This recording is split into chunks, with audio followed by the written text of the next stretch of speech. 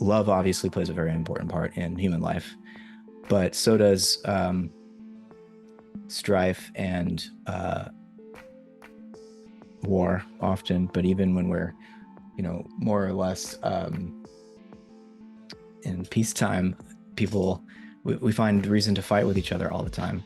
And there's a something like wealth inequality. I think is something that wealthier people, or people who don't have to think, who don't feel as much stress about money, might feel like really disconnected and alienated from people who live in poverty. And of course, people who live in poverty feel not only alienated from, but often quite angry at wealthier people. And I think, though, unconsciously, there's something like a conservation of psychic energy, I've called it. And I'm making an analogy because I don't even think in the physical world that we can necessarily say for sure that energy is conserved. But let's just say that there's a conservation of psychic energy. Mm-hmm. And even if you're not consciously feeling something, if other human beings are feeling it, it's part of your unconscious psyche, and it's having some effect on you. It's part of the emotional context, the deep mood of your experience that other human beings are suffering right now.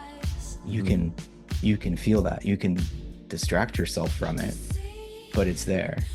And I think that's a very important sort of not only a scientific insight, but and a psychological insight, but an ethical one, because otherwise, we lose our ability for fellow feeling.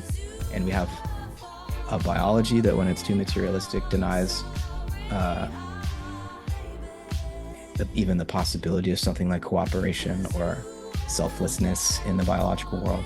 And we have an economy that says that human beings are basically selfish profit generators, seeking to benefit themselves in every exchange, and doesn't acknowledge that we're also really interested in fellow feeling, and we're in sympathetic resonance with one another all the time, both consciously and unconsciously. And so I suspect that cells are the same way. They didn't form into human bodies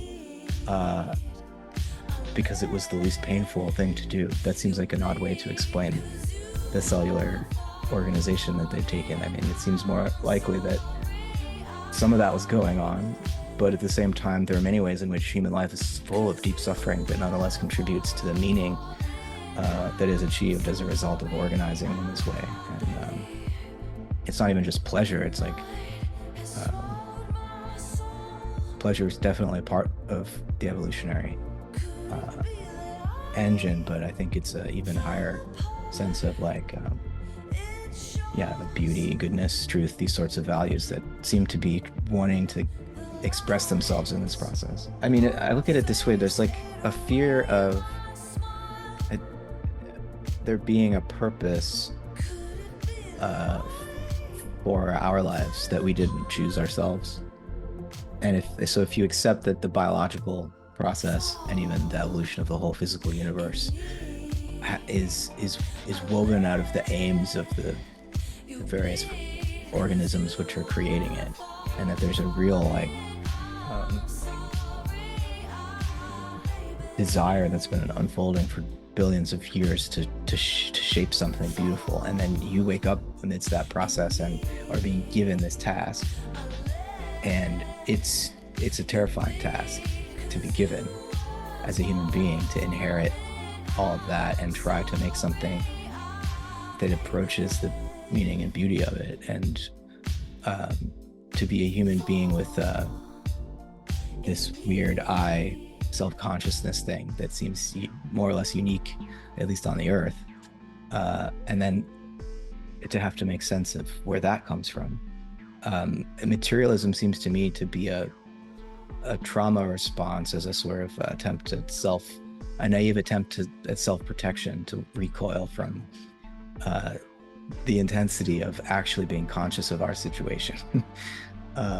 Yeah, well, I guess that's the empathetic way to look at it, is that it's not a scheme to make shit more technological and evil, that it's a fear of something very real and a very understandable desire to like dial down the spiritual intensity of what's confronting you. Mhm. Um, Yeah, and and I mean, there are other responses to this situation that are more religious, that are just as, I think, as just as much a fear response or a trauma response, because the way that, say,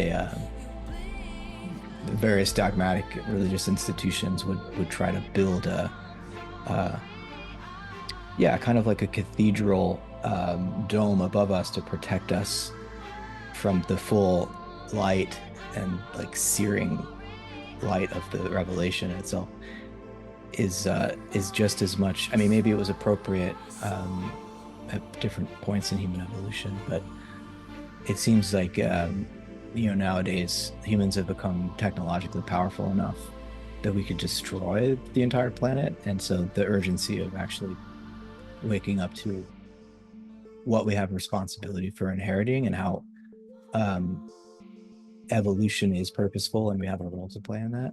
And I'm not saying I know exactly how to articulate what that all is. I mean, I have some ideas for myself, but this is like a task that everybody has to undertake, I think. And there are just various ways of avoiding the challenge of it